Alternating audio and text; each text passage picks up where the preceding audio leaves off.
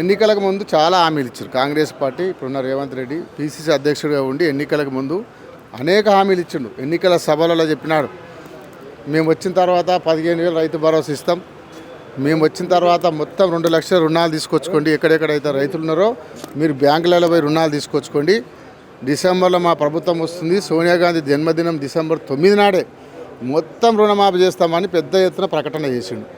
దాన్ని నమ్మి ప్రజలు రైతులు ఓట్లు వేసినారు, ప్రభుత్వాన్ని అధికారంలోకి వచ్చినారు. వచ్చిన తర్వాత ఒక్క హామీ కూడా ఇక్కడ అమలు చేసిన నిరూపిస్తే నేను రేవంత్ రెడ్డి గారు గతంలో ఛాలెంజ్ చేసిన, ఇప్పుడు కూడా ఛాలెంజ్ చేస్తున్నా, కొడంగల్లో చర్చ పెడదాం, ఏదన్నా ఒక గ్రామం తీసుకో.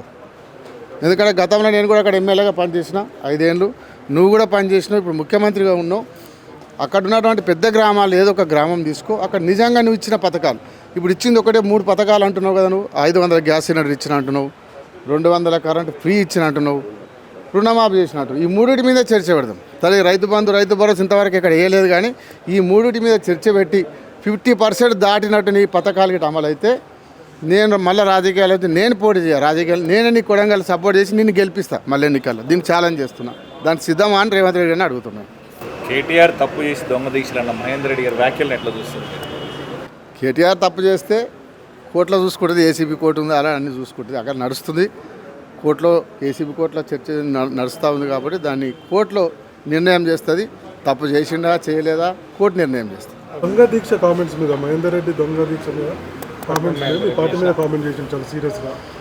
రైతుల దీక్ష పెట్టిన మేము, రైతు నిరసన దీక్ష పెట్టినాం, దొంగ దీక్ష కాదు, రైతు నిరసన దీక్ష. ఈ ప్రభుత్వం రైతులకు ఇచ్చిన హామీలు నెరవేర్చలేదు కాబట్టి, ఎన్నికలకు ముందు ఇచ్చిన హామీది ఒక్కటి కూడా నెరవేర్చలేదు కాబట్టి వాటన్నిటిని నెరవేర్చే వరకు ప్రభుత్వం మెడలు వంచి ఆ అన్ని హామీలు నెరవేర్చాలనే దీక్ష పెట్టినాం. అంతే తప్ప రైతులకు ఇచ్చిన హామీలు నెరవేర్చాలి, రైతుల రుణమాఫీ 100% చేయాలి, రైతు భరోసా నువ్వు 15,000 ఇస్తున్నావు, 12,000 కాదు 15,000 ప్రతి ఒక్క రైతుకు అందియాలి. ఎక్కడ కండిషన్ లేకుండా కేసీఆర్ గారు గతంలో ఎట్లా ఇచ్చిండో అట్లా నువ్వు రైతు భరోసా ఇవ్వాలి. ఈరోజు 2,500 పెన్షన్లు అక్క చెల్లెలకు ఇస్తాను, అవి ఇవ్వాలి. ఈరోజు ఇవన్నీ ఇవ్వాలని చెప్పి మేము నిన్న దీక్ష పెట్టినాం.